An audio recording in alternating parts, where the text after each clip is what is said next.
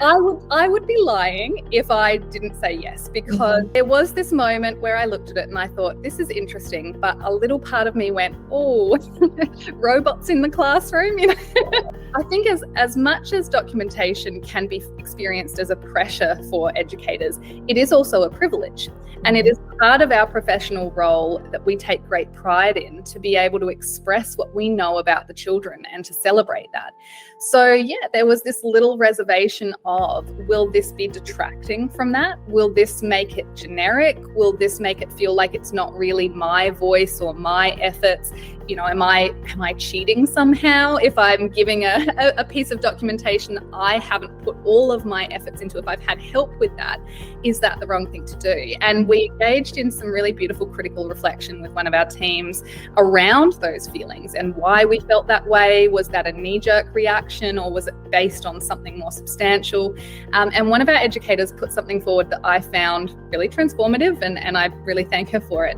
She said that when she sits down and writes her documentation, she has her own words and what's coming up off the top of her head, but she also reads examples of old learning stories and reports to get ideas from her colleagues. She also goes online and looks up examples of things that are on the internet. She also opens her Montessori manuals and reads descriptions of the lessons. She reads the early years learning framework and looks at the phrasing that they use in there. And then she takes all these different sources and she integrates them into what she ends up writing.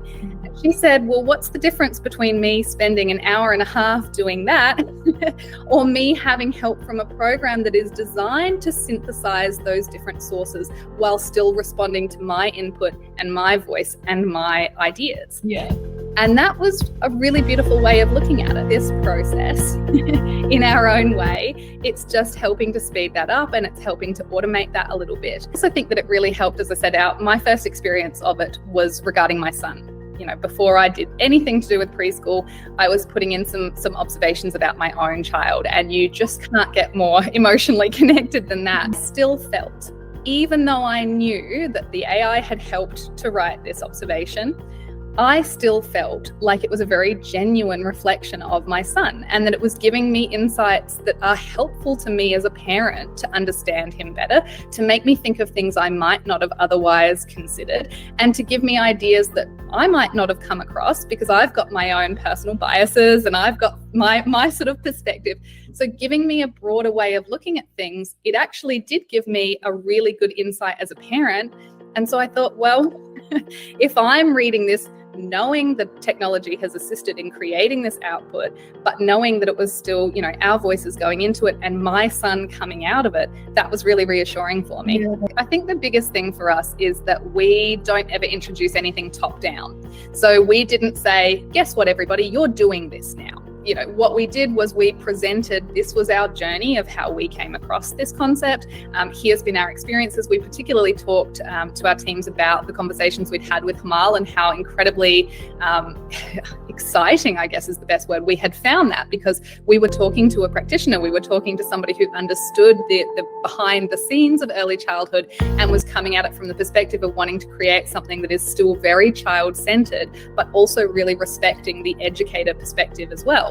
So we shared what the journey that we'd been on, and then we said, now we want to take you on this journey. How do you feel about it? We're not going to force this upon anyone, but, you know, what are your thoughts? What do you think are the advantages, the disadvantages? We critically reflected, you know, and that's our bread and butter in early childhood, isn't it? You know, we engage in critical reflection. So that's what we did as a team. And we found, you know, some diverse initial reactions. So some people were like, yes, let's do it. A couple of people going, oh yeah, I've heard about this from some friends who have kind of recommended it to me. And a couple who went, oh, no, this just doesn't feel right. And so again, it was respecting each of those reactions, that nobody is right or wrong. We also really emphasize that what's really important to remember with Love Heart is it's not that you have to use it all the time for every observation. You don't have to use it at all if you don't feel that it's necessary to your practice. It's a tool there when you need it, but it's not something that you have to be using absolutely all of the time. So it was important to us to allow for that individualization and for educators to feel empowered to use it when, how, and if they needed. It's been really key for us to talk to our teams about the fact that, again, it is not taking over what they're doing and it's not taking out of their hands. It's assisting them to achieve something that is an integral part of their role. So I think that that perspective has really helped too, that we're not suggesting that they just outsource to a robot.